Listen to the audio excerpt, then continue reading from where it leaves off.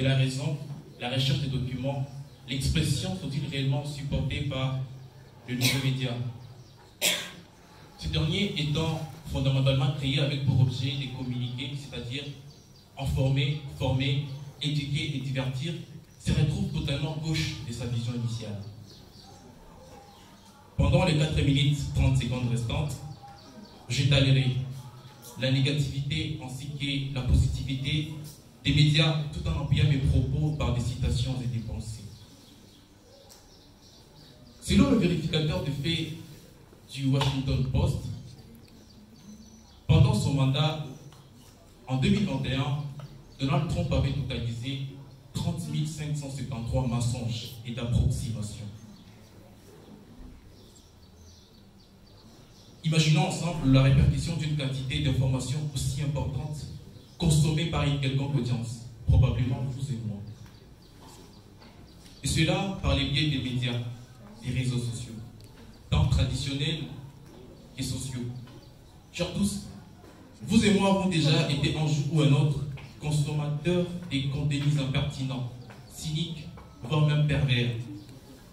Observons par nous-mêmes la quantité des contenus pervers diffusés avec réitération sous la sponsorisation et le soutien de certains mouvements comme le LGBT, véhiculés par les médias avec comme conséquence la dénaturalisation de l'être humain, voire même la culturation africaine.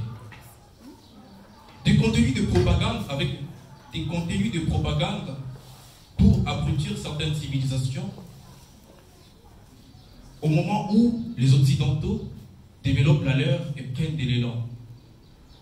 Précisément 14 ans plus tôt, avant l'apparition des médias sociaux qui envahissent et engloutissent nos vies, nous sommes en 1990 au serment de Rome où le pape Jean-Paul II disait ceci.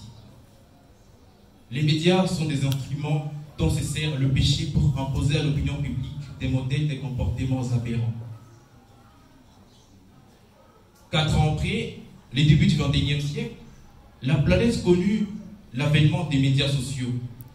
La parole a été accordée à tous, même à ceux n'ayant rien de pertinent à partager au commun des mortels. Ainsi, inconsciemment, nous avons remplacé la noblesse des têtes pensantes, à l'instar de Nelson Mandela, Winston Churchill et Mary Patrice Lumumba, et avons accordé la parole à The Bachelor, Tengue Tengue, Herman Amissi et j'en passe, communément appelés influenceurs. Mais regardons, mesdames et messieurs, où allons-nous? Je vous soupçonne de me croire anti-média, contre le média et son objet. Mais je suis navré de vous décevoir car il n'en est rien. Je n'en suis pas du tout contre. Pas du tout. Et d'ailleurs, j'en suis même à la fois utilisateur et consommateur. Cependant, je tiens sincèrement à vous inviter à savoir identifier les médias sponsorisés, soutenus par des associations à but immoral, prêtes à perdre toute une civilisation pour des fins tyranniques, égoïstes, narcissiques. Sans oublier ceux des rigolades dont nous devons modérer la consommation des contenus. Car, aussi bien que le jeune Africain restant insouciant et distrait par les contenus médiatiques, avec comme résultat maîtriser par cœur toutes les chansons tendances, ainsi que les danses du moment, alors que de l'autre côté, le jeune Chinois de 12 ans fabriquera des smartphones et développera l'économie de sa nation.